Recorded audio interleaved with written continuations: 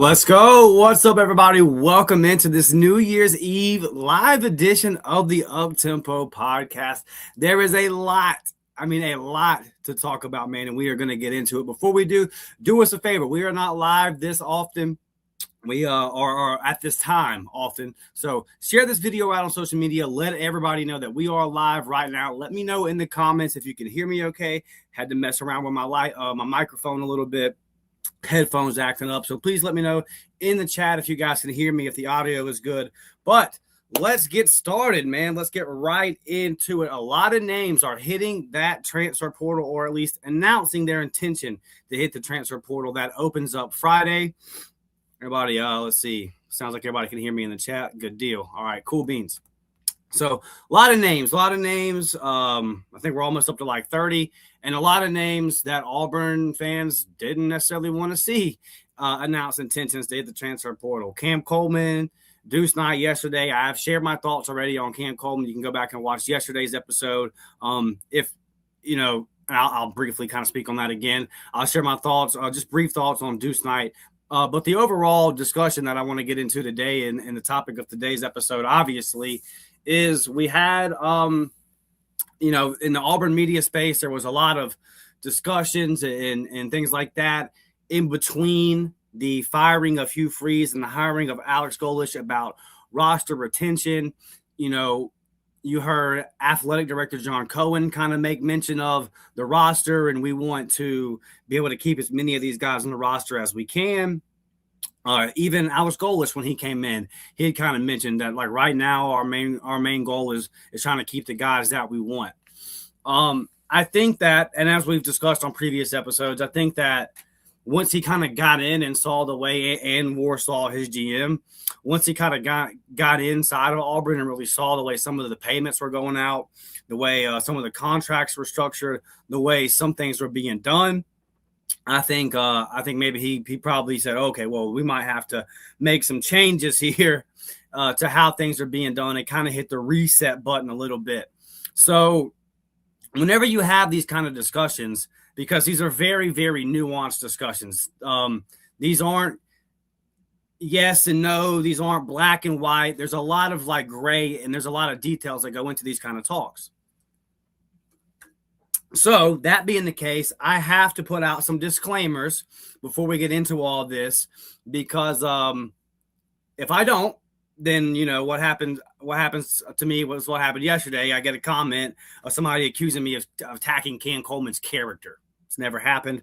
That never will happen on this show. I actually think very highly of Cam Coleman. So what I'm going to do is we're going to just kind of give some of these disclaimers here before we kind of get started. Look, number one, I see everybody fighting about fans fighting. Some people want to go ahead and blame Golesh. He can't recruit. We're losing all these guys we wanted to keep. People blaming John Cohen. I see a lot of people starting to come after media people and attack insiders or attack people in the media, right? There's a lot of infighting going on. People attacking the players. Well, you suck if you don't want to be here. You get out of here anyway. All that kind of stuff, right? A lot of that going on. Let's not lose sight of who really is at fault here. His name is Hugh Freeze. That's who's really at fault here. If you're mad about Deuce Knight leaving Auburn, if you're mad about Cam Coleman leaving Auburn, your anger, the large portion of your anger needs to be directed at Hugh Freeze, because that's the person that's responsible for the failure.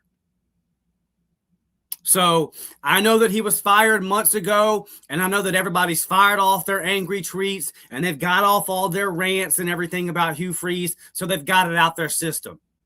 So now it's time to start getting mad at other people. And it's America. You're free to do what you want to do. But do not lose sight of who's at fault here. Cam Coleman's not leaving Auburn. Deuce Knight isn't leaving Auburn. Hugh Freeze did the job that he was hired to do, okay? And if you want to blame the people that hired him, I can listen to you. We can have that conversation, right? But at the end of the day, all this infighting and how toxic it's getting right now amongst the fan base, I just feel like a lot of it's just because because everyone's already vented their frustration towards the person that's really responsible. So now it's going to other places. It's still Hugh Freeze's fault. the timeline is set up to where this part of it, the residual effect of it, this part right here, it wasn't going to happen until this time on the calendar. What's happening right now was always going to be the case. It's why I continue to say I'm not sure how important roster retention is going to be, just because of the structure of the sport. Had nothing to do with whoever the future of Auburn's head coach, whoever that was going to be. Turns out it was Alex Golesh, right? But I'm kind of going back to that middle time period real quick. I always felt like the structure of the sport was going to be a massive overhaul.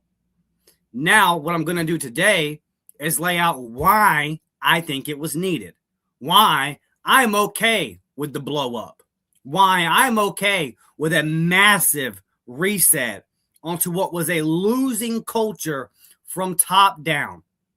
Okay?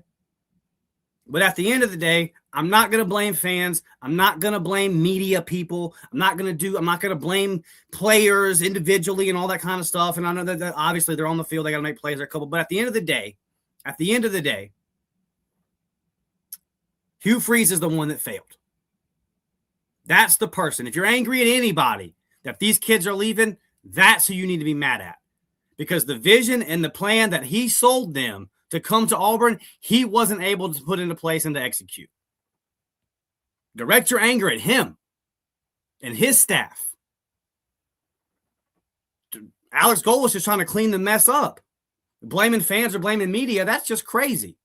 Don't lose sight of who is really at fault. And if I've seen some articles coming out from some people saying, well, if you didn't fire Hugh Freeze, this wouldn't be happening. Auburn had to fire Hugh Freeze. Come on. What are we doing here? We know that Auburn had to fire Hugh Freeze. And now what we're learning is this culture reset, and we're going to get into it here in a second, had to happen. One other thing, because when you get into these portal discussions, a lot of people then like to, share their opinion on the state of college football and the transfer portal. I've made my opinion on that very clear. Like everybody else, I think it's a mess. At the end of the day, the system is the system. So just for clarity here, and I'm not crapping on players. Players have a small amount of time that they have to maximize their value and do what's best for them. And when you see coaches doing what Lane Kiffin did, leaving his team high and dry before a playoff run or whatever the case may be, it's a two-way street, right? There's with the current structure in the sport and the way it's set up, what's going on at Auburn right now was just kind of going to happen. You see it going on at Florida. Lane Kiffin was the hire, right? He was the one that everybody wanted. He was the top candidate in this crazy coaching cycle. The majority of LSU's offensive line starters have announced their intention to hit the transfer portal. And that's with Lane Kiffin coming in, a guy that's a proven offensive guru. So, a lot of this is just the way the sport works. There's the whole negotiation side of this, right? Where maybe I don't even want to leave the team that I'm on, but it makes sense for me to to just at least enter my name into the portal and see what my market value is. So all I'm saying here is not crapping on any of these kids as individuals, and anybody we talk about on this show today, not really crapping on them as individuals. We're talking about football. This is football stuff, okay? And if they're going to make millions of dollars to play football, then we're going to talk about their football and their football ability. And if you have a problem with that, if you think that's attacking kids, if you think that it's not fair to talk about a player that's making $1 million+ a year to play football because he's 20 years old, if you think that breaking down his football and only speaking about his football, if you can't handle that, then tap out now. Then go ahead and log out, because this is not going to be the show for you. And more so, sports talk is probably not for you. You're probably not mature enough to handle that kind of conversation. So just a little disclaimer there, okay? Just a little disclaimer there. We're not talking about these players or these coaches as individual human beings. We're talking about the locker room. We're talking about what happens on the football side of things. All right, so I'm going to get into why I'm okay with this thing getting blown up, especially with some of the stuff that's kind of come out in the last couple of days. But before we do, I want to go ahead and get to the comment section that is already bumping. You guys do us a favor, like that video, sub to the channel. My guy Rodney tapping in. What's up from Bruton, Alabama? Black Magic Racing. Yes, sir. Rodney always repping from the 251 there in Brewtown. Samuel, the sniper, says, what's going on? War Damn Eagle. Samuel, we excited, buddy. Going to be a busy weekend. I do believe going to be a busy portal weekend. Zachary tapping in. War Eagle from work. Hey, Zach, hope you get off early, my guy. Hope you get off early on this New Year's Eve and you get to celebrate. Devin is in the building. Devin says, War Eagle fam, happy New Year's Eve. Can't believe we're almost at 2026. It went fast. And in terms of Auburn fans, what a 2026 we had, or 2025 we had. Went to a Final Four in basketball, and then Bruce Pearl steps down at the first day of the new season of basketball practice. Hugh Freeze fired. Alex Golesh hired. A whole lot of turnover going on in the Plains. It's been a while, 2025. Hopefully 2026 is a lot more stable and a lot more successful. Basketball was successful, but still, nonetheless, the turnover there, just a wild 2025 for Auburn fans for sure. Hopefully 2026 a little calmer. War Eagle from our guy Lindsay, and a happy new year. Got a couple more War Eagles in here. Happy New Year. Thanks to all of you guys that are in the chat. My guy saying hit that like button. Absolutely. Dale says, yeah, Hugh Freeze overpaid the players and let them get away with anything they wanted to. Now we got a coach that's not going to allow that to happen. And you don't want to get, if you don't want to be at Auburn football, get the hell out. Okay. So here's, this is a good comment to kind of transition with. So here's what I'm going to do. If you saw what went viral late, what was this? We're Wednesday now. So late Monday night, a post went viral that called out some players individually for some things that may or may not have happened in their time at Auburn. And it really kind of sparked a fire amongst the fan base and discussions of what all was going on with the Auburn culture. Then you had some Auburn beat writers and some mods kind of come out and verify that some of that stuff was true. Look, what I'm not going to do is I'm not going to take a message boards post and then like break it down individually, what I know to be true, what I not know to be true. I will say this. Some of like Cam Coleman, for example, some of the slander going on about like Cam Coleman and not being a good teammate and blah, blah, blah. Never heard any of that. And also I would say that I don't think Alex Golesh and his staff believe that, because the push to keep Cam Coleman was very hard, right? Like if they thought that Cam Coleman was a culture problem or that he was going to be an issue moving forward, then they wouldn't have offered him a massive contract and pushed as hard as they did to get him. So because there is a lot of cleaning house that is going on due to said issues. And some of those other things I have heard and can say like there was some truth to that. And some of those guys have been behavior problems on the Plains. So what do we know now? Like, what do we know right now as we sit here today on New Year's Eve about Auburn's previous culture? We know that it was not a winning culture, right? We know that it was a culture of, there was a lack of accountability and a lack of discipline. And I think that showed itself in an abundance of ways. But one example sticks out to me very clear. You had the game where they said, if Xavier Chaplin false starts again, we're going to bench him. That's what the sideline reporter said. Jake Thornton told Xavier Chaplin on the sideline. So I don't remember if the game was on ESPN, SEC Network, it doesn't matter.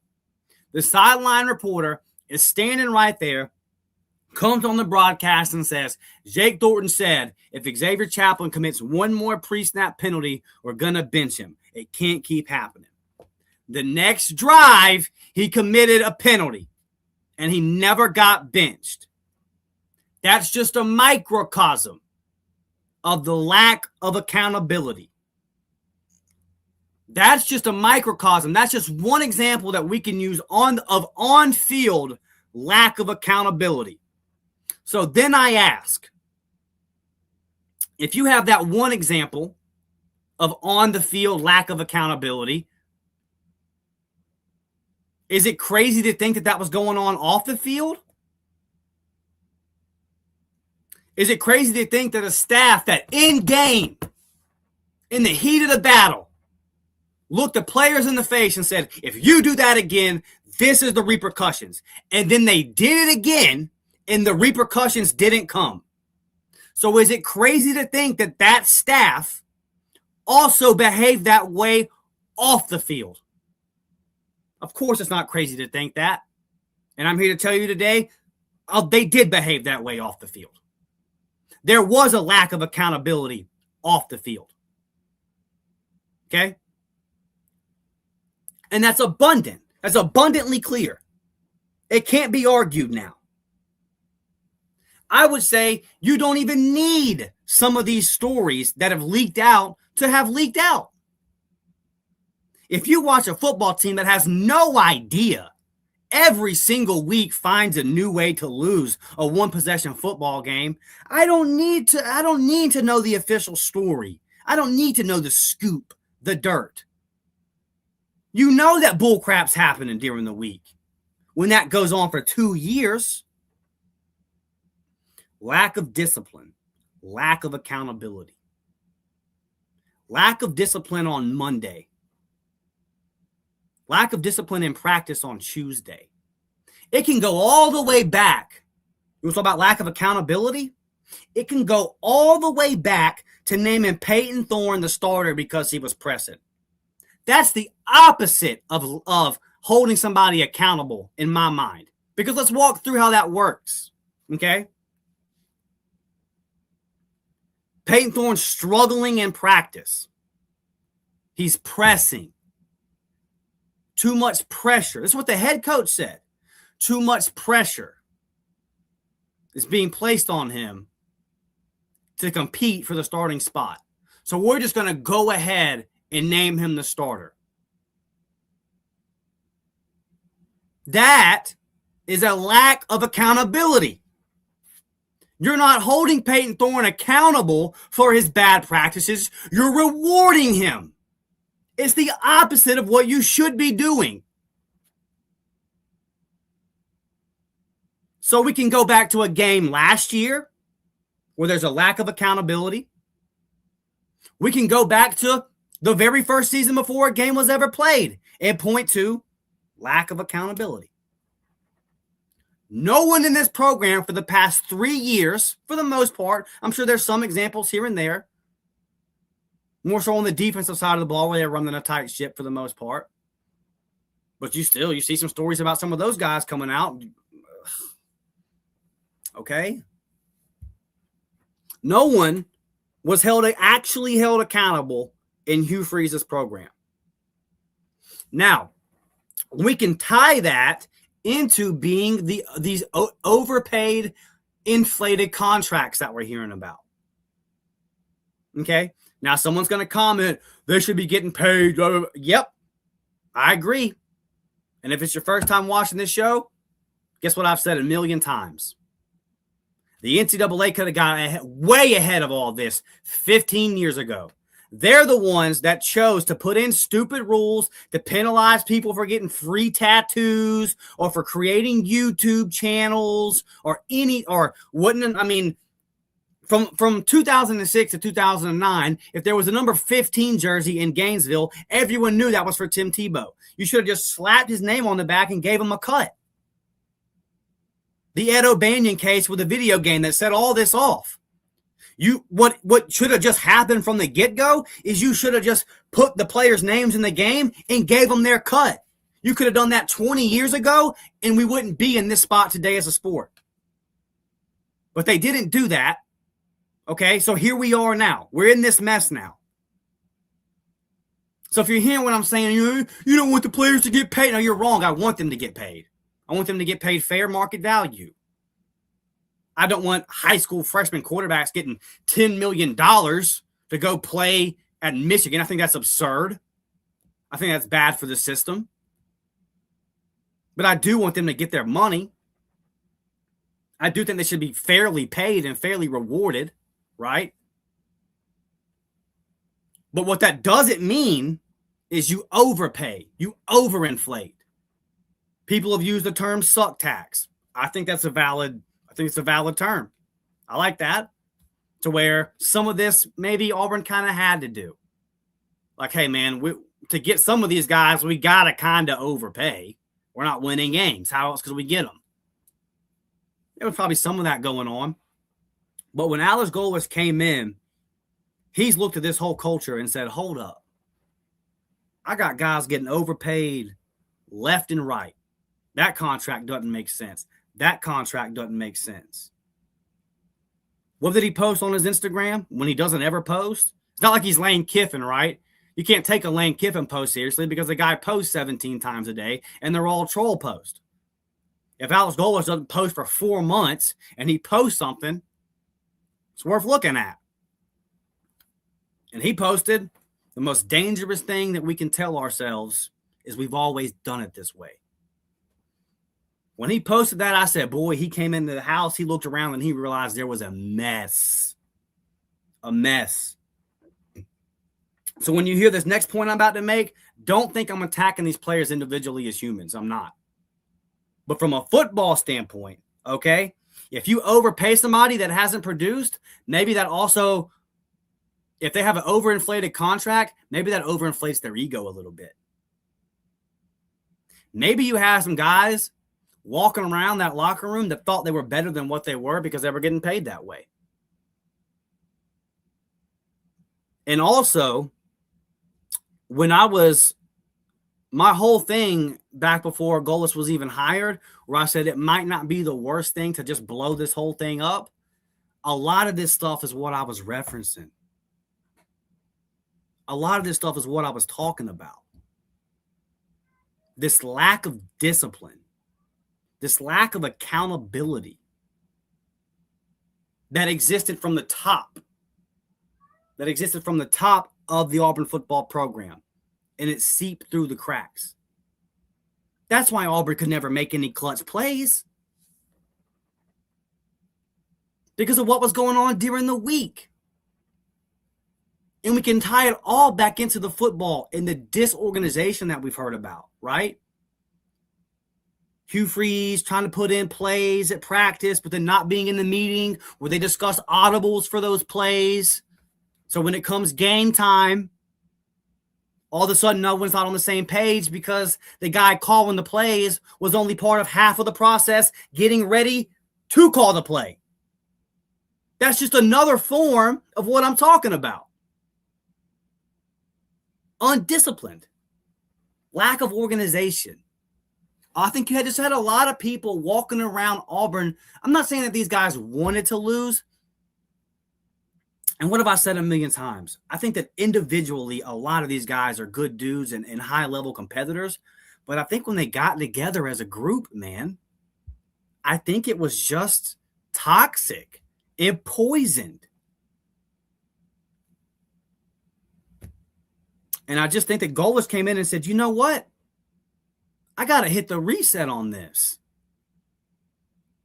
in a million ways. Obviously, from a schematic in football and just a pure football standpoint, what was being done on the offensive side of the ball wasn't working. So there had to be massive overhaul there. What we're now learning about from the contract structures. And yes, Auburn has money and Auburn's going to continue to spend money on the roster, but it has to make sense.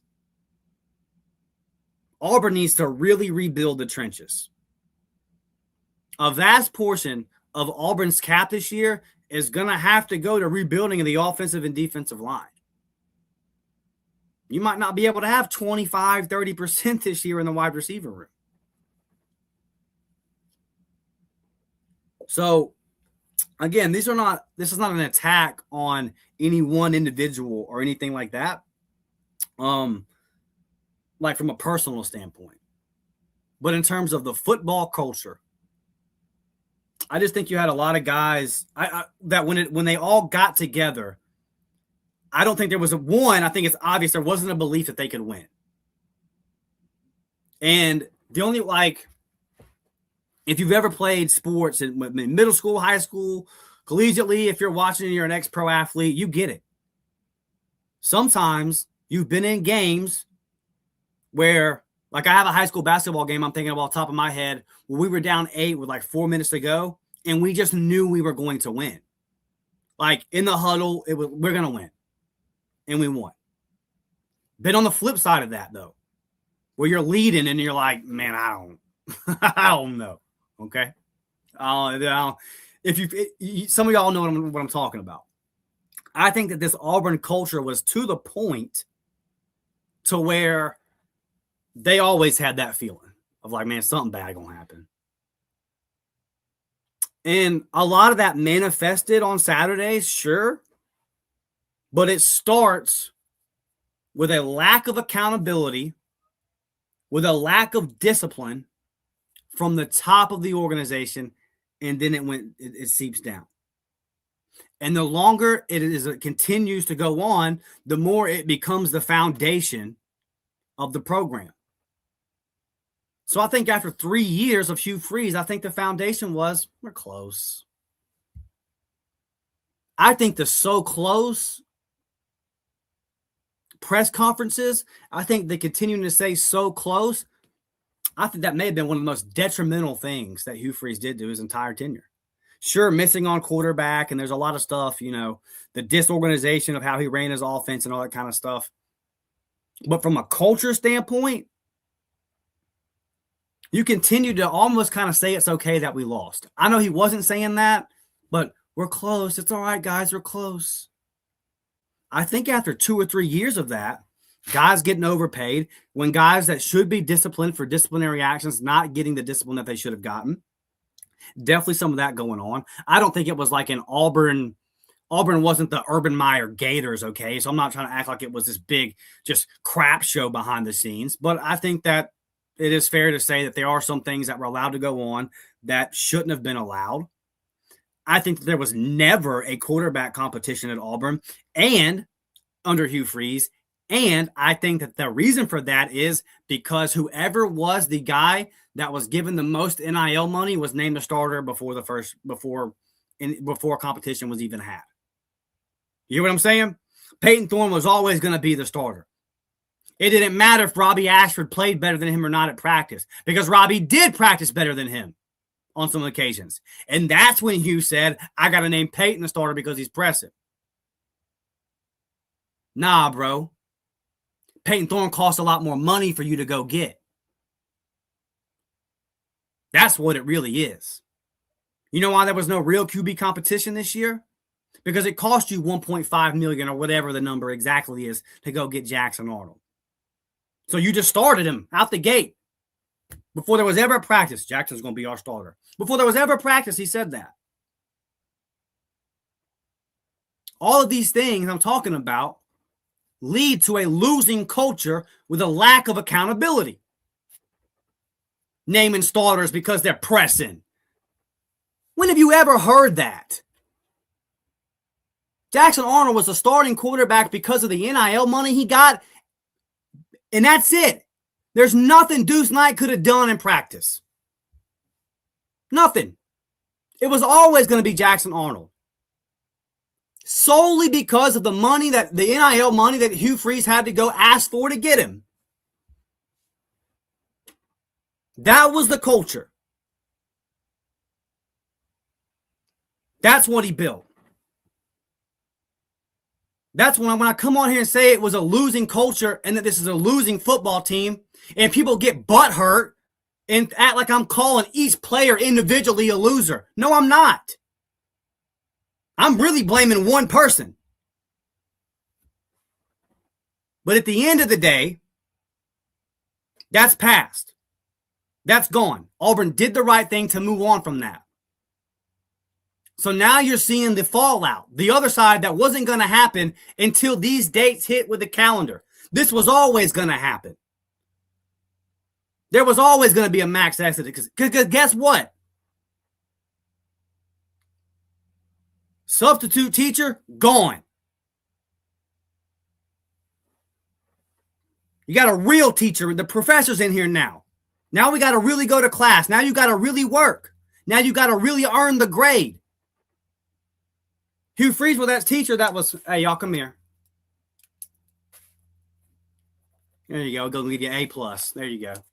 There you go. Take that back home to your mom. Get her to sign that report card. Bring it on home back to us. You got an A+. Thank you for coming to class. We appreciate you. The new guy ain't doing that. So that's the way this goes. Everyone watching this show, for the most part, unless you're super young and you'll be in the workforce soon, we've all been in this. We've all been in this situation.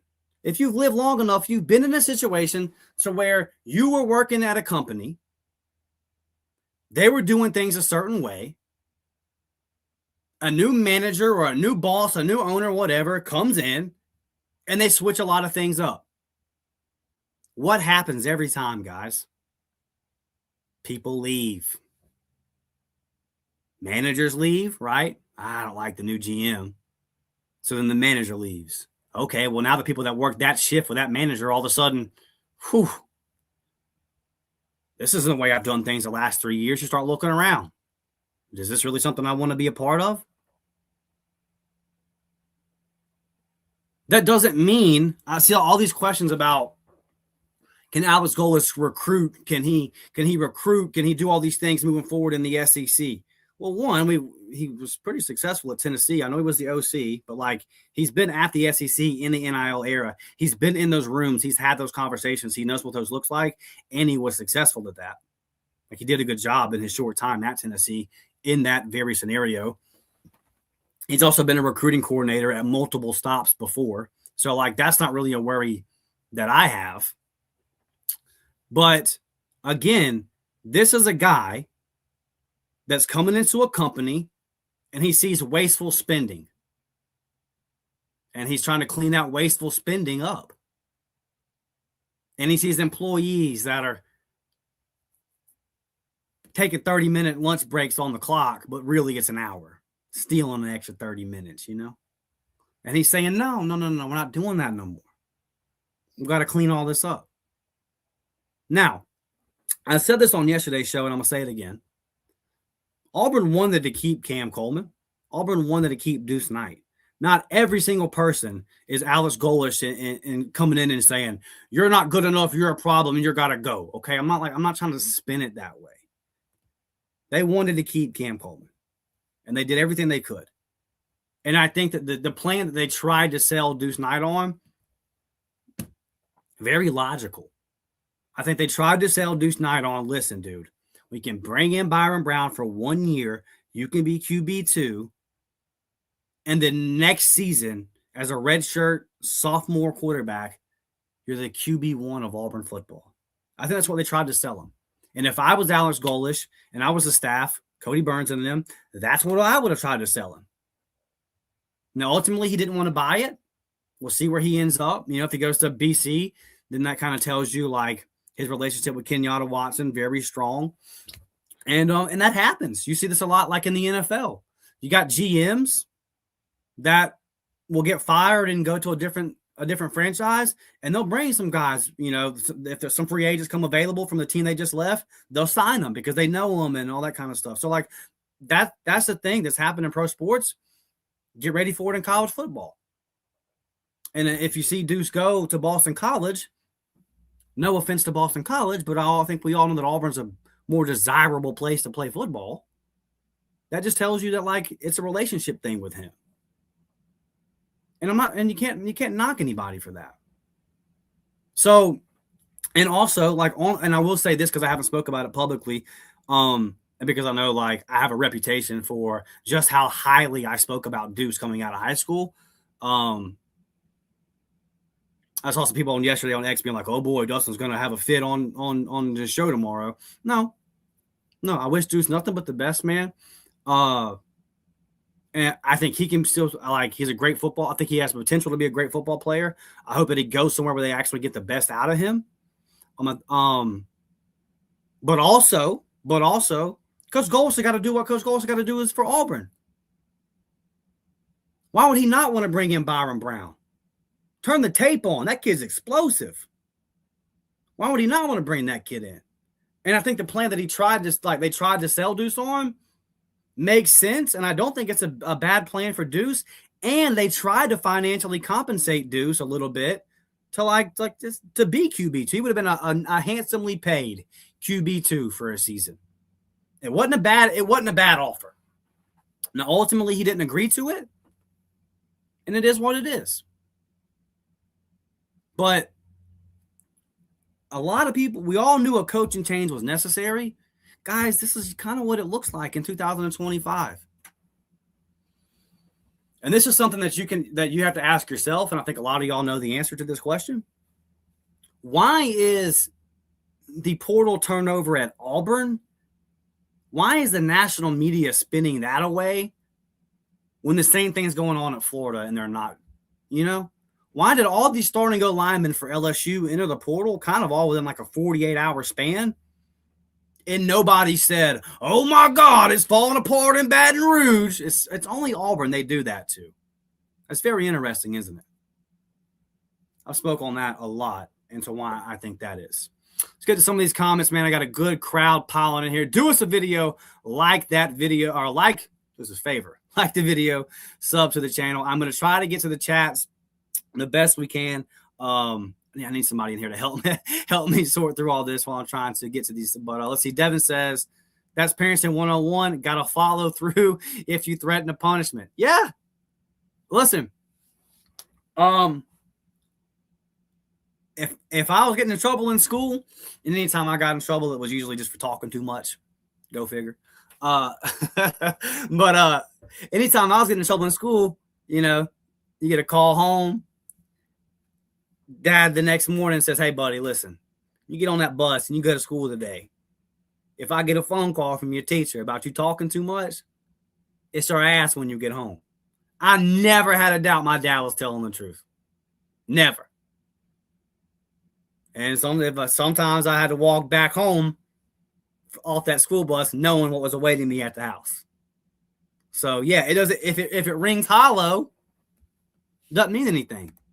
What's up, Tim? Okay, Tim, we changed the profile picture again. Paul Mooney was killing me. Like in business, if you show that you're not going to hold anyone accountable, those under you know you're bluffing or you don't have it in you to reel them in, so they're going to continue to push the envelope. Absolutely. Absolutely, man. They're at some point. Look, college football is more pro player than it's ever been, and that's fine. Because in my personal opinion, it was too far the other way. I think it's gone too far pro player, but I think beforehand it was too far pro school, pro coach, and players didn't have any kind of shot to rectify situations, and they were getting lied to, and that kind. It swung too far the other way, in my opinion. But listen, at the end of the day, it is a very, very pro player model right now, and that's fine. But still, at some point, a coach has to put his foot down and say, no, this is the culture that we're going to have here. And in a way, man, I feel bad for the Hugh Freezes of the world. I feel bad for the Jimbo Fishers. And please don't type out in the comments, what about the big buyout they got? I don't feel bad for them. I understand that. The point I'm making is,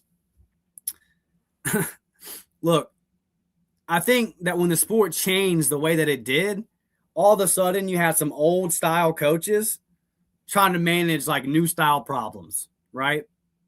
And sure, there was always payments under the table and all that kind of stuff. But man, it being like public knowledge and real agents being involved and real negotiations and all that kind of stuff. To some extent, I don't even blame these guys like Hugh and Jimbo that were just trying to keep everybody happy. Like, I'm just trying to keep my starting corner, man. That's what I'm trying to do. I'm trying to keep my starting corner so I can win a football game. It's a lot. It's a lot. And I think that in this current, to your point, Tim, I think that in this current climate, you're going to have to be like, you got to walk a fine line of being pro player, but also like knowing that this is the limit, right? That can't be passed. And I think like you look at a guy in Indiana like Signetti, I think he's doing a good job of that. I think his players love him. I think his players want to play for him. Also, though, that's a program that has discipline, right? And that's the point that I really want to drive home today, is that you don't have to have any inside scoop. When you saw Auburn lose the way they lost games the last 2 years, you could have been watching from Alaska. And if there is some people watching from Alaska, shout out to you. You could have been watching from Alaska, and you could have seen there's culture issues at Auburn. You don't have 2 years of losing football games the way Auburn did, and there not be some massive issues that are taking place during the week. You got a guy that came in there, and he's trying to rectify it. And unfortunately, although these players were talented and they had very high school rankings, as a group, as a collective, they weren't getting it done. And the dog mentality, that's really why I think where it all kind of starts. It feels to me like it was just a culture of complacency. It's okay. We're close. We're so close. You're going to still get you paid. Hey, that direct deposit's still going to hit, and you're getting a little bit overpaid, or you're at least getting paid handsomely, and we're close. And we're so close. And look, I've never heard a negative word about Deuce Knight, the person. I also, me personally, like the fan in me, was over it with the Cam Coleman gif. Whenever Cam Coleman announced that he plans on entering the portal, and Deuce he reacted with a little gif on social media, the kind of excited type shock gif. I just said, listen, I'm out. Go ahead and leave. Because at the end of the day, and you saw what Malcolm Simmons said on the way out the door. You've seen Perry posting pictures of him, Cam, and Malcolm all together. Obviously he's taking a shot there. Look, that's fine. That's fine. But my argument is Auburn wasn't going to win with those guys with that kind of mindset anyway. And it was just time to move on from all of that. And do I think that Deuce Knight can be a good quarterback in the future in the right system and everything? 100% I do. Do I think that Hugh Freeze ultimately blamed him, or ultimately is to blame for him not being at Auburn this year and everything kind of falling the way that it fell? Yes, I do. At the same time, that social media stuff got kind of old for me, bro. Just being real. And it's not like a super egregious thing, right? I'm not like, oh my God, he's a terrible person. But all this stuff just stacks up, right? It's like a little thing here and a little thing there and it's like, man, you know what? You guys are individually are good people, but when y'all put on that Auburn uniform on Saturday, I see why we lose. Because this culture was so just toxic with bullshit. Like, I don't know, just the bullshit losing culture. What else do you say about it? How else do you describe it? And you know what? I'm talking about like lack of discipline and lack of accountability. When your head coach is asked post-game, why did you take a timeout with 2:02 on the clock? And he said, I forgot the 2-minute warning existed. Well, then, of course there's no accountability. Of course there's no discipline. The damn head coach forgot the 2-minute warning existed.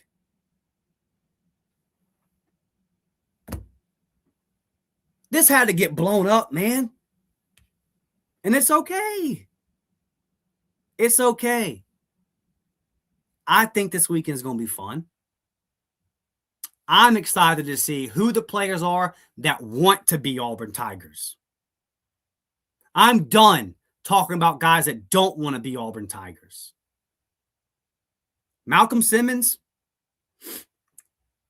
for you to play in the Iron Bowl as a kid from the state of Alabama, to play in the Iron Bowl, to lose a close one-possession game, and then to be on social media a couple weeks later saying roll tide? Look, tells me all I need to know. Tells me all I need to know. Again, take one of these stories and pull them out. Take one of these examples and pull them out. And just look at it and you say, well, that can't be the reason why Auburn was losing. Start stacking them up. Start stacking all these bad stories up. Start stacking all these different things that we're seeing and finding out up. Start connecting all the dots and start adding it all up. Man, lack of discipline on and off the field. Lack of organization from like a pure football standpoint, from a pure schematic standpoint. Is anybody surprised that Auburn's one of the most penalized teams in the SEC in Hugh Freeze's 3 years? One of the most penalized teams in college football last season. Is anybody surprised now, as we sit here on the last day of 2025, are we surprised that Auburn was so undisciplined on the football field? You shouldn't be. Because the program lacked it in so many ways. This was a mess. The biggest lie told in Lee County, Alabama over the last 3 years is that Auburn was close because the scoreboard said they were close. Look, I love Justin Gatlin. One of the best American sprinters of all time. He's from my hometown of Pensacola. He got silver a lot to Usain Bolt in the 100-meter dash. He got it a lot. He was never really close to winning gold as long as Usain Bolt was out there. Feels like you're close, but you were never beating Usain Bolt. Felt like Auburn was close, but you were never actually going to win the race. You were never actually going to get across the finish line because you weren't doing things the right way to even get there. The scoreboard was the biggest lie. It made you feel like you were close because the score said you were close. But at the end of the day, you were never, ever, ever going to actually win those close games. You were never actually going to pull it out. Because you were so far from close. Because what was being done was so far from actually the way things are supposed to be done. Auburn was nowhere near close. In saying that Auburn was close, only took Auburn further away from being close. So everybody got mad at Jake Crane when he said blow it up. Are you mad now? I took some heat when I said it might not be the best, it might not be the worst thing to blow it up. Well, guess what? The guy that Auburn hired, he came in and said, actually, I'm going to blow it up. Let's get to some of these comments, man. My guy, Nick Fraser, over at the Water Cooler Talk podcast. Let's hit that like button. Subscribe today. Absolutely, man. Like the video, sub, all of that good stuff. My guy, NH3425 says star ratings not nearly as relevant anymore. If Alex Golesh doesn't get all 4 or 5 stars, so what? Look at Indiana with 1 4-star and all 3 stars. Roger McCreary, Chris Davis, Nick Fairley, Sammy Coates, Cam Petway, all 3 stars. War, damn Eagle. My guy, Cam Petway. Wasn't that a fun? Wasn't that a fun, 2-month stretch? Very flash in the pan. I'll never forget when he pulled up hurt versus Vanderbilt, but it was fun to watch Cam Petway run the football. But and thank you, brother. Thank you for the $20 super chat. With this chat popping the way that it is, if you have something that you really want me to get to, a super chat is probably the best way to do it. I'm trying to run this thing, this thing the best I can. But to your point, brother, yes. I mean, look at Roger McCreary, just balling in the NFL right now. And Nick Fairley. Yeah, he had the heart problems, but he went on, got a big contract in the NFL. He was doing his thing. So, and there's plenty of examples. And we just this is the hard part, NH, that we're all trying to. I'm not saying that I'm better than anybody else in this. We're all trying to kind of reprogram the way we think about college football, because we're all kind of trying to still understand what the sport is, right? Because it's changed so much in the past like 5 or 6 years. So yeah, I think we're all like used to saying, man, you really gotta bring home a top 10, top 5 recruiting class and all that kind of stuff. But now you're starting to see examples of schools winning without doing that. You're starting to see examples of schools kind of mixing in a nice high school class, but filling with portal. There's just a lot of different ways to cook the meal right now. And yeah, Auburn's just trying to find the right cook. Like, Auburn's got all the ingredients. Auburn's got all the resources, right? Auburn has everything it takes to deliver a fantastic meal. We're just trying to find the right guy to cook it. There's a bunch of different great meals you can cook, right? There's not one dish. It's got to be this way. Hey, all kind of food I like. Just bring me a good meal, man. Just bring me some dubs. Like, just bring me some dubs. And that's what Auburn's trying to get to. So, yeah, I think that like star ratings, like individually, there's always examples of 5 stars that bust, 5 stars that hit, 3 stars that were underevaluated and all that kind of stuff. I think that for a long time, my standpoint was always like, look at the collective ranking. And what I'm saying is that like, some guys will bust, some guys will hit. I never really cared if Auburn was like 6th in recruiting or 9th, right? Like, I didn't view those gaps to be just, my thing was always get the talent and be in that ballpark, and then you can figure it out. But also, like, there is weight to the rankings. So there's no team that's like 35th in recruiting that's going to go win the national championship, right? So like there's a lot of give and take to it. The sport is definitely like changing fundamentally, but I do agree with you. It's not as relevant as it was a couple years ago, because now, and like, it's definitely affected the way that I do recruiting content. A couple years ago, when I started doing the show with Blake, I would do recruiting content and I would project out what is, how long till this guy's on the field and what is that going to look like in his development and blah, blah, blah. I don't do that anymore, because it's all 1 year. Everybody's 1 year. It's all 1 year. So like the new 4-star wide receiver commit, we're going to do the film breakdown for the members. But like, in terms of, I'm not going to say what he could be in the Auburn offense 2 or 3 years from now. A good chance he doesn't ever play for Auburn. And that's just the reality. So like, when you say, and I'm not like trying to say anything for that, like that particular, the 4-star recruit from Georgia. I'm not saying, I'm just using him as an example. You could apply that to any high school recruit. Like, what percentage of Auburn's high school class they just signed graduate and play their entire career at Auburn? Right? Like, we know that it's not a very high percentage right now with the structure of the sport. So to your point, it's like, yeah, the star ratings are still relevant, still matter. There's still a ballpark, there's still a range you got to be in, but it's not what it was. It's not what it was at all. And thank you, brother, for your super chat. Also says DK going to Boston College most likely. It feels that way, and we'll see where Deuce goes. And again, if he does go to Boston College, that just kind of tells you he's going with his guy Kenyatta. And I'm not knocking. Like, he has a great relationship with Kenyatta Watson. Kenyatta Watson's now the GM at his alma mater, Boston College. Not knocking Kenyatta for going to his alma mater and getting a promotion. And he has a great relationship with players, and some of them are going to follow him. That's the game. So, yeah, wouldn't be surprised if that happens at all. And I don't think it's – I actually feel good about what Alex Golesh tried to do with Deuce Knight.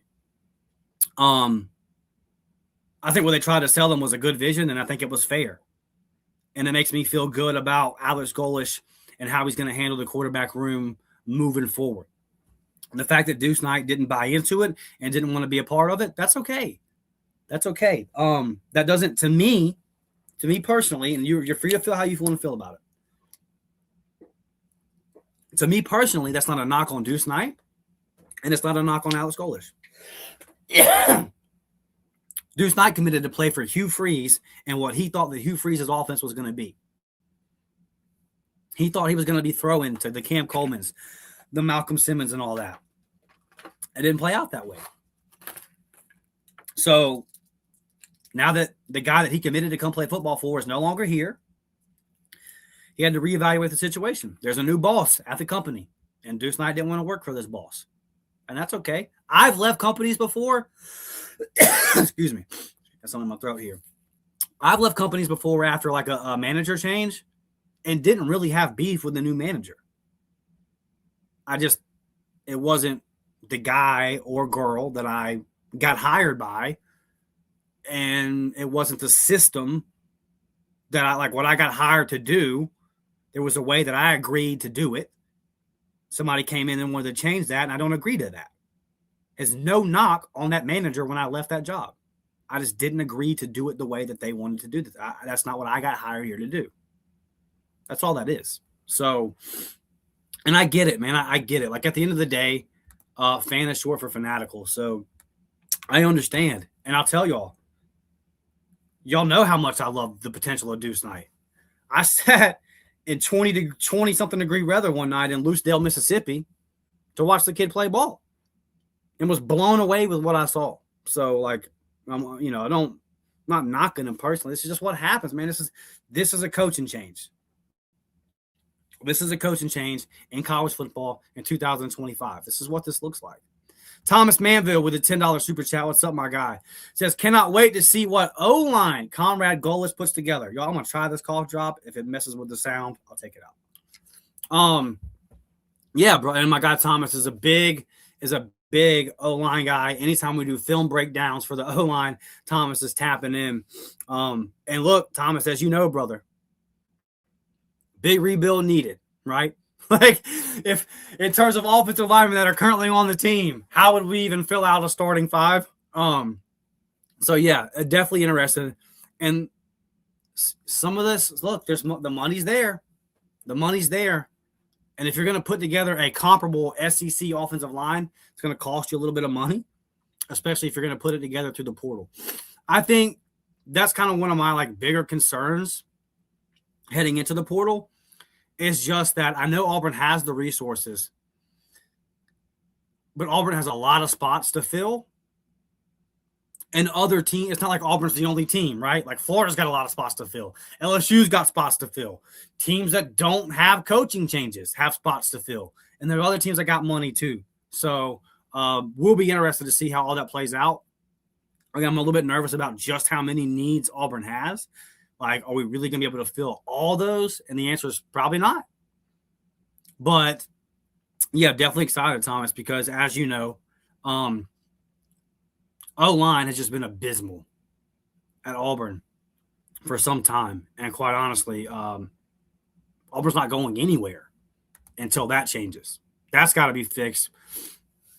And if you can't run the football on 3rd and 2, doesn't matter. I mean, what's it matter? Quarterback don't matter. Who you got at running back don't matter if you hand the ball on the crucial 3rd and 2 and everybody's getting pushed back. I could have all the Cam Colemans in the world, all the Deuce Knights. I could have the best quarterback in the world. If he got pressure in his face and he can't throw it to the open receiver, it doesn't matter. Hell, if the scheme is so bad that the DBs are sitting on the routes and your wide receivers aren't open and the O-line's getting pushed into the quarterback, then you really got a problem. Auburn Thaw said, whoever thought a guy who can't hold himself accountable would hold anyone else accountable? History just repeated itself. Oh, my goodness. Oh, my goodness.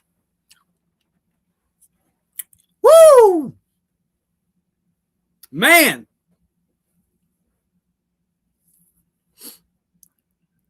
On New Year's Eve, Auburn Thaw, comment of the year. You got it in, bro, on the last day. This is the best comment of the year. Whoever thought a guy who can't hold himself accountable would hold anyone else accountable. Fantastic stuff, brother. Fantastic stuff. That's a great comment. It's a great comment. Let's get to some more of these, and then we'll get to our next point before we get out of here and enjoy our New Year's Eve. I almost said Christmas Eve.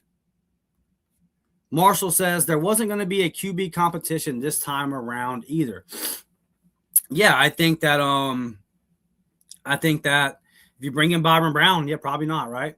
Like that's kind of thing. You're bringing in a guy that knows your system, and it's also one of the things where, like if you're Alex Golesh, why would you not bring in Auburn Brown? That's kind of my thing. Like he knows your system, super successful. We've all heard the stats. Go watch the games. Like don't even go on YouTube and watch the highlights. Like just go watch an actual USF game start to finish. You'll see this guy's absolutely electric.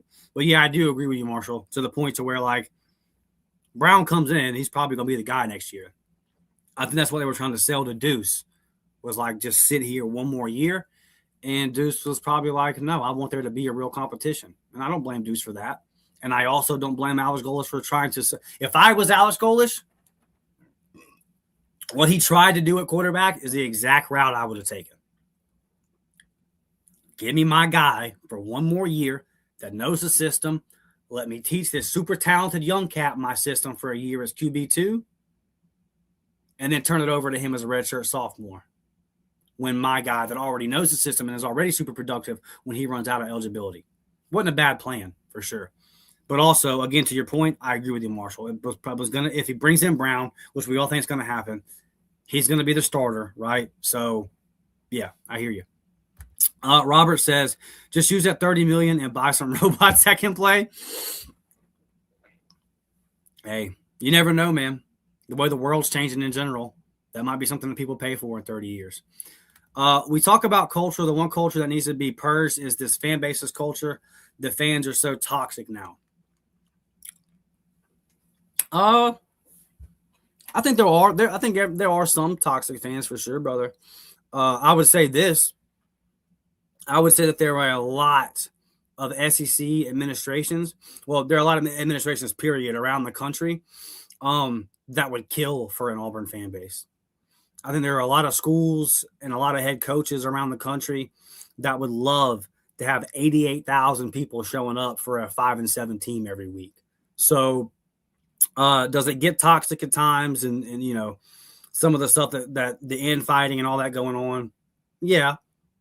But also, Auburn fans are some of the best fans in the country. So, you know, and I would say this too, buddy. Look at like the way that Florida fans interacted with each other whenever Sumrall was actually hired.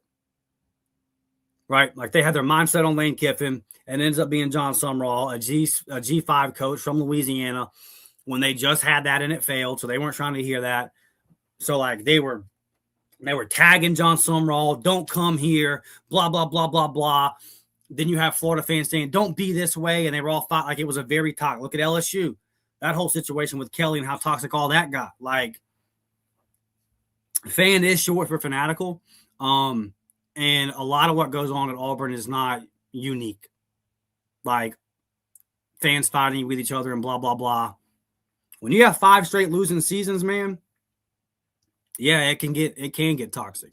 And I do agree with you, like, to the point to where, like, some of it does get a bit. I guess my thing, buddy, would be that I think that sometimes the energy gets directed in the wrong places. Like, fans start fighting amongst other fans because of their opinions, like fans with counter opinions, or they turn towards the media and start getting mad at the media. And it's like, you're directing your energy to people that aren't responsible for the problem. Direct that energy to the people that are responsible for the problem instead of getting mad at fans with opposing views and stuff like that. And also what's funny about this too is that when I like say like somebody like me does an episode preseason about record prediction, and I put out that Auburn's going to go 7-5, and I just get lit up in the comments about how terrible of a fan I am and how stupid I am and how wrong I am and how I don't believe in Auburn and I'm a secret Bama homer and all this kind of stuff. And then Auburn goes 5-7, and it's like, actually, I predicted 2 games better than Auburn even did, right? So, yeah, there's definitely an aspect of toxicity to all of this. I think ultimately people just want to win, man. People just want to win football games. And when you have a program like Auburn that has pumped so many resources into the football program, people expect wins. And 5 straight losing seasons, it's just not. It's really tough for this fan base to swallow because Auburn football has been one thing for 100 years, right? 100 plus years. And really, since Pat Dye, it's been one of the top 15, top 10 programs in the country.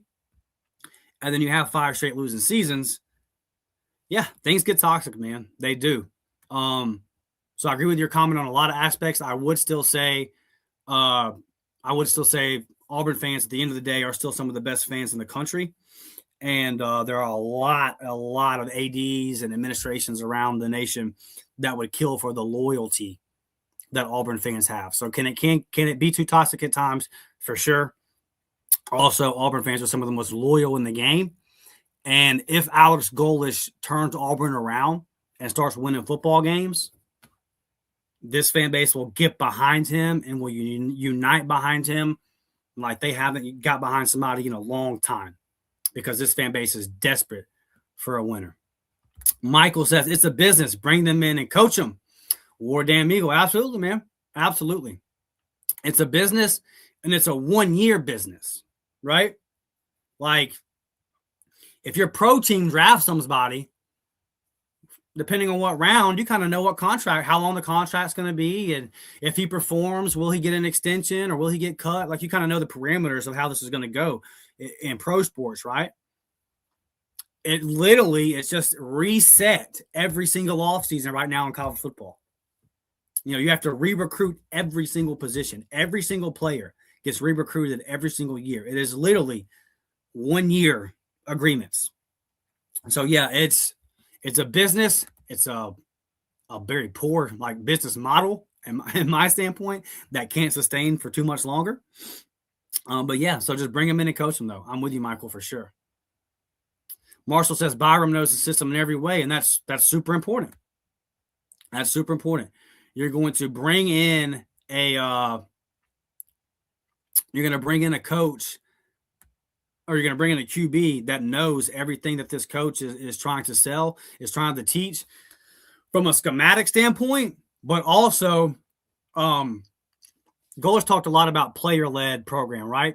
I think it was in his opening press conference where he said it was either it was the one a week after. But in one of his press conferences, he said, we will get to where we need to be when we become a player-led program. So Byron Brown knows the system, like the football, how we're calling the plays, what we're doing, what we're looking for. Like, he knows the football side of things. But also, he knows the culture part of the system too. Does that make sense? He's a guy that can speak for Coach Golesh to the players. He's a guy that can say, hey, listen, I've been with AG. Trust me, this works, right? He can be a voice for Coach Golesh in that locker room as well. So not only can he help on the field and in the meeting rooms and all that kind of stuff, but also he can help, he can help in a multitude of ways as well. What if the grass was blue? I don't know. Ask Boise State. Not sure. Let's see. We got any more super chats or memberships that we need to get here, and then we'll get to some more points. Let's see. All right. Okay. So smash that like button, man. Sub to the channel. We're about to get out of here. I do want to just kind of summarize it all and put it all this way. Let's just kind of wrap it all up in this mindset here. Whether you agree with the way that things were being done previously, whether you agree with the way that things are, the new guy is doing things now, all anybody wants at the end of the day, that's an Auburn fan, all anybody wants is to see Auburn win football games again. All anybody wants is we're going to have a whole day here of bowl games and playoff games, is to see Auburn return to that form. And You have a new head coach that's come in and he's decided, he's looked around and he said, you know what, for the most part, not a whole lot here worth salvaging. I'm going to give him a chance. I'm not going to come on and make big predictions about Alex Golesh is going to do massive things at Auburn. And I'm not going to come on here and say, I think he's going to suck and he's going to fail. And if you accuse me of riding the fence or whatever, okay. I just think that we don't have enough data right now. I'll form a little bit more of an opinion once the portal closes and the roster is set in terms of like expectations for next year and that kind of thing. But all in all, here's how I see this. I see a team that's had 5 straight losing seasons. I just watched a guy forget that the 2-minute warning existed as a head coach in the SEC.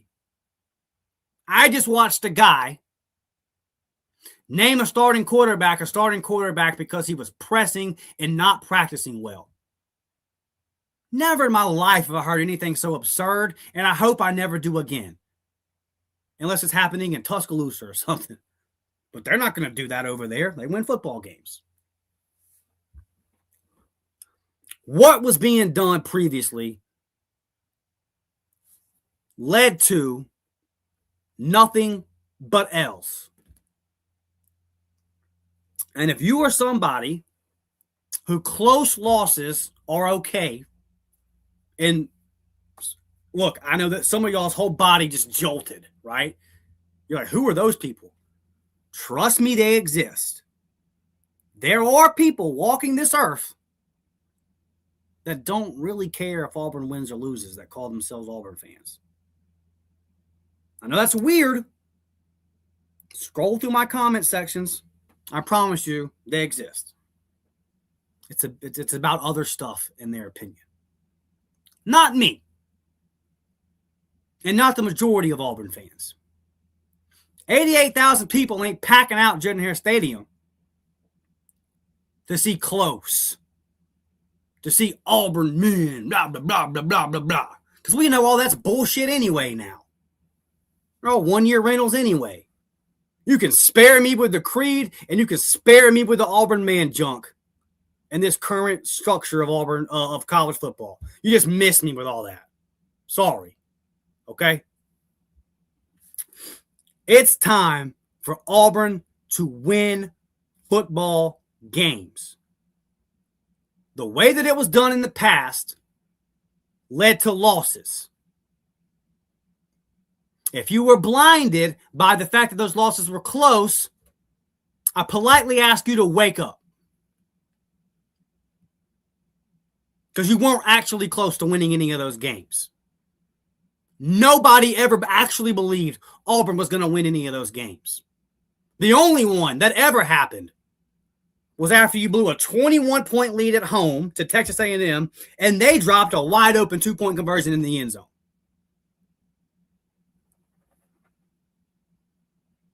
So, something I've said a million times, the details. How did we get here? How did we get here? I have seen so much discussion and argument about the minute little details of how Auburn got to all these losses. I'm here to tell you I don't give a fuck how Auburn got to any of those losses. I don't care.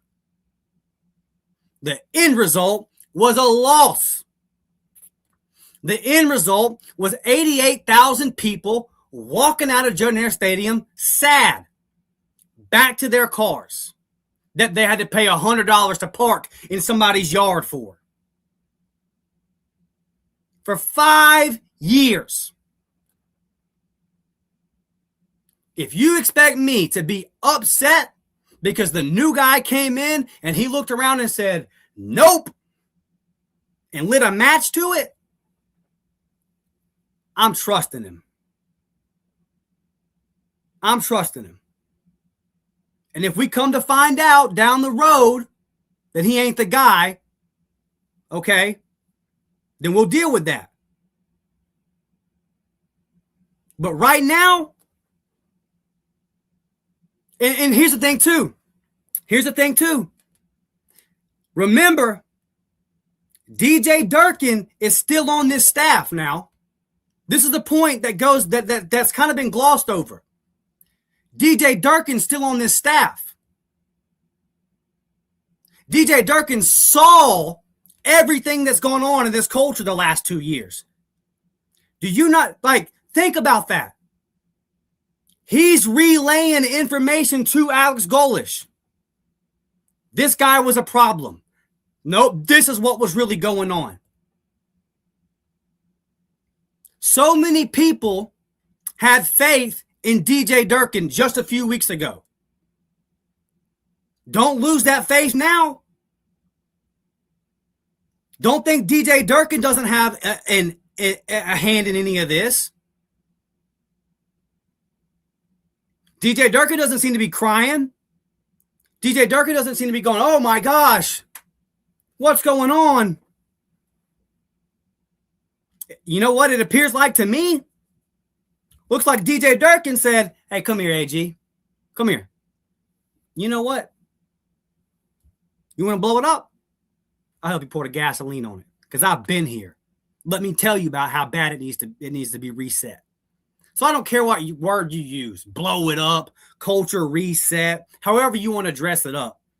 At the end of the day, you guys, this is one thing too that I wanted to talk about real quick. Everybody in these new discussions, as college football changes every single day, as we're in this massive change of what the sport is, as it goes from amateurism to professionalism. Everyone discusses what's best for the players. Everyone discusses what's best for the coaches. What's best for the institutions, right? When you see people argue about this stuff, they argue, well, the coach, he has too much leverage here over the player. Oh, well, the player has too much leverage. You know who I never hear talked about? Fans. No one ever asks, what's best for the customers? What's best for the fans?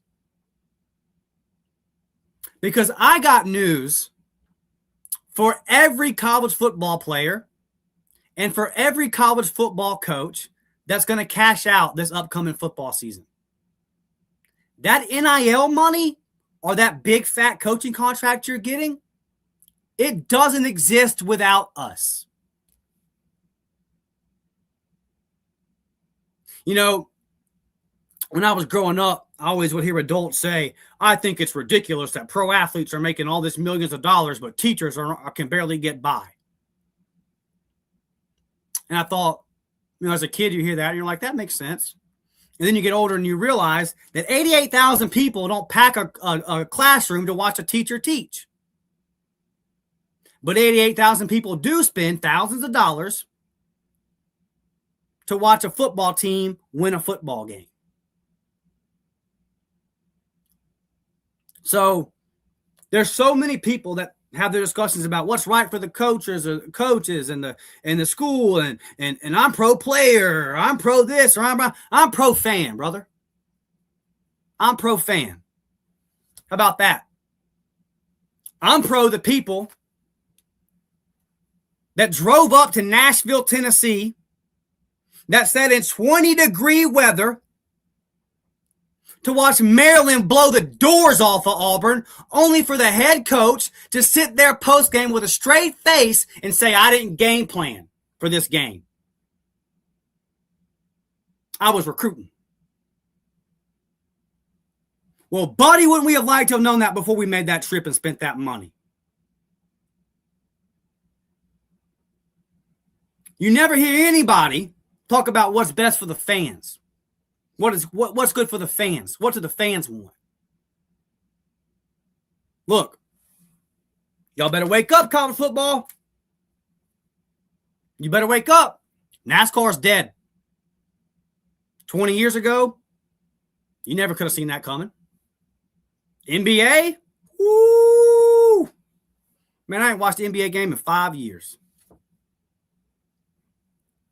They better wake up. You better start listening to your customers. But the main customers that I care about, man, are the Auburn fans. And the Auburn fans continue to show up, continue to show out, and get nothing in return.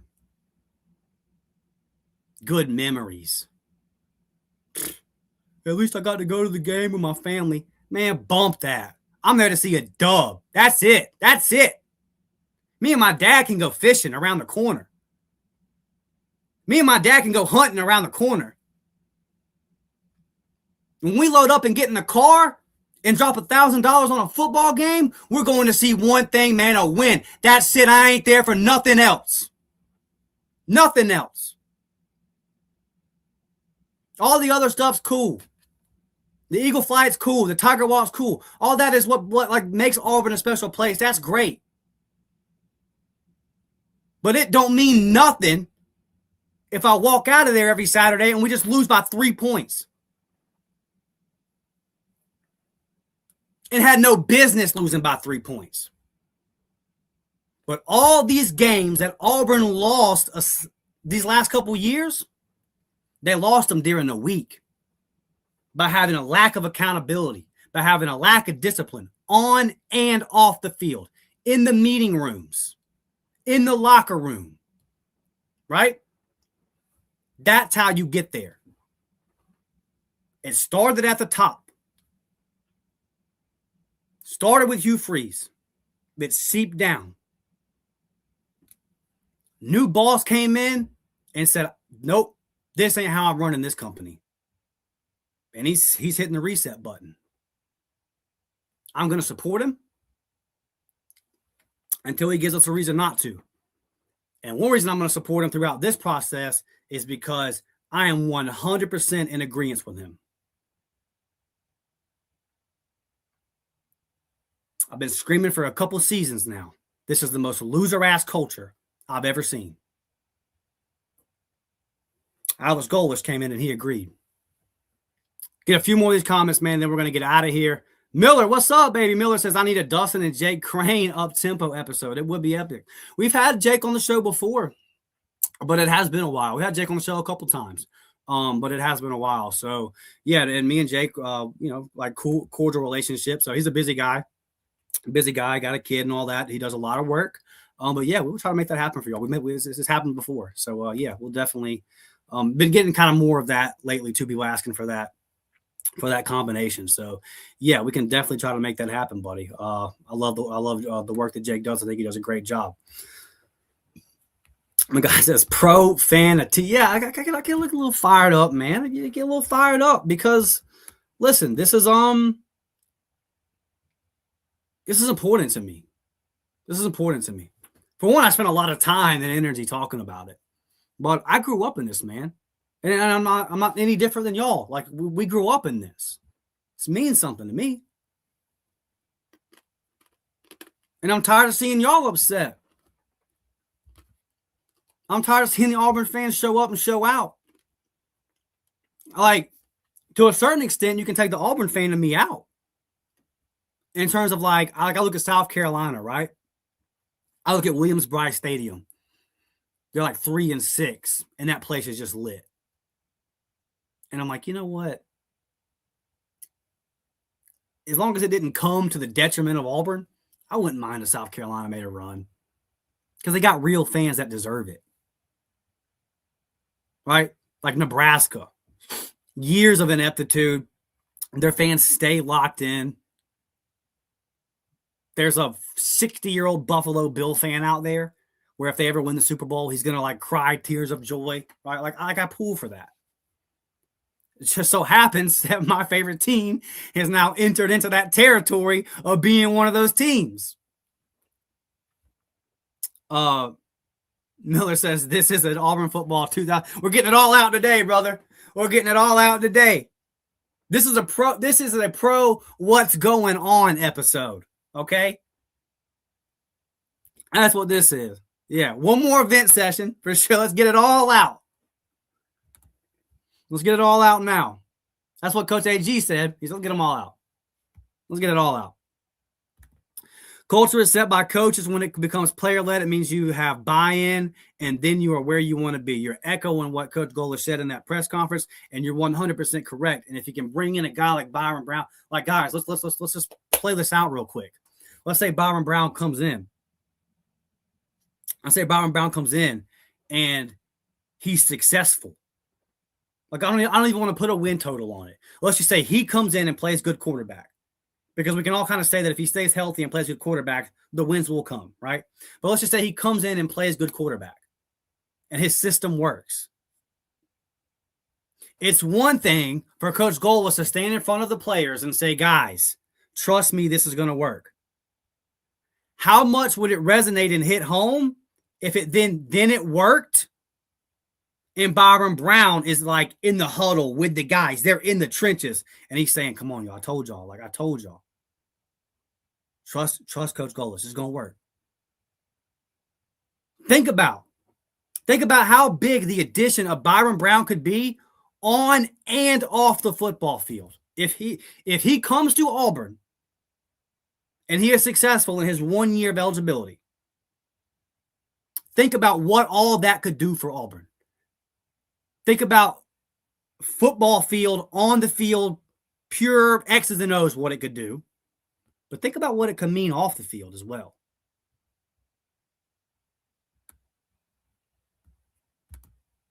Golesh is the bad cop and he is hungry. It's what we need. He appears to be hungry. And I love it. Dustin, I think you may be using the wrong microphone in your settings. Looks like you have a condenser mic, but it sounds like your laptop mic. I've just been having some weird mic stuff here, period, these last couple of days, brother. I got to figure it out. But I'll definitely will get on that. That was when I was a few minutes late today. Just some weird stuff that it hasn't been doing. Yeah, I'll get all that squared away. Most people are saying that you can hear me okay.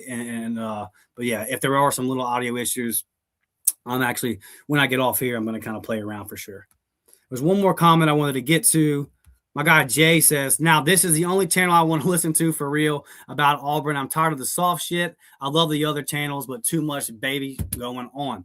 Look, man, I mean, it's funny, right? It's funny because yesterday, Jay, I did a super neutral episode. Just kind of like in the middle, didn't form a whole lot of opinions one way or the other kind of thing. Because it was my opinion on the particular topic was wait and see. So I'll always just keep it real. But yeah, man, there are times where like we're going to get fired up. I'll tell you what I will not do. I will never co-sign losing, Jay. That's one thing that's not like, and I say that in the sense of I don't expect Auburn to win national championships every year. But 5 losing seasons in a row, and you want me to come on here or I'm supposed to come on here and, oh, well, I don't know. I mean, these guys, and they tried hard. I don't care about none of that, brother. I don't care about any of that crap anymore. Like, me and the Eagle Flew Good crowd are at war. I'm at war with y'all, bro. We talk about toxic. There is nothing more toxic than the people, in my opinion, that don't care about the scoreboard, that are just happy that the Eagle flew and that we held the game, and that it's bigger than the score. No, it ain't. No, it ain't. Janice says, war damn Eagle. War damn Eagle. Appreciate you. It's exactly what I needed. I appreciate that. Exactly what Auburn needed. Yeah, 100%. I think you're right. And I think that's kind of my overall point, man. And I had Daryl Dappridge on a week or two ago, probably about 2 weeks now. And, Daryl has said something. He kind of hinted at it before Hugh got fired, and then he really kind of picked up on it afterwards. And I'm with him 1,000% on this, where he says that Auburn getting pushed around and made fun of and being the joke and all of that, enough's enough. If you let somebody roll up on you on Monday and take your lunch money, guess what? they're going to come back on Tuesday and want your freaking lunch money. And if you keep giving it to them, you keep having that problem. Alex Golesh said, you know what? I'm going to put it back in my pocket. That's my lunch money. And if you want to come get it, come get it. The last couple of Auburn coaches, here it is. Here, getting pushed around, man. Auburn's just been getting joked on and pushed around for too long. Up late in ball games, and everybody around the country saying Auburn's going to blow it. That's such a different narrative than what it used to be. It used to be Auburn's in a close game at home. Oh, boy, watch how they pull this out in some crazy fashion. Because Auburn used to believe in itself. Because even though some coaches, it was time for them to go, there was a baseline of what Auburn football is and what it's supposed to be. And over the past 5 years, that baseline's got lost. And the program got lost in the wilderness. Let's see if Alex Golesh is the guy to bring it back. The way to start by doing that is by cleaning house with the loser shit. And I'm not going to cry tears when losers leave. And I'm going to say it one more time for everybody in the back. I'm not calling anybody individually a loser. But when they put on that football uniform as a team and they went out there, what else can we call it? What else can we call them as a unit? There's only one thing.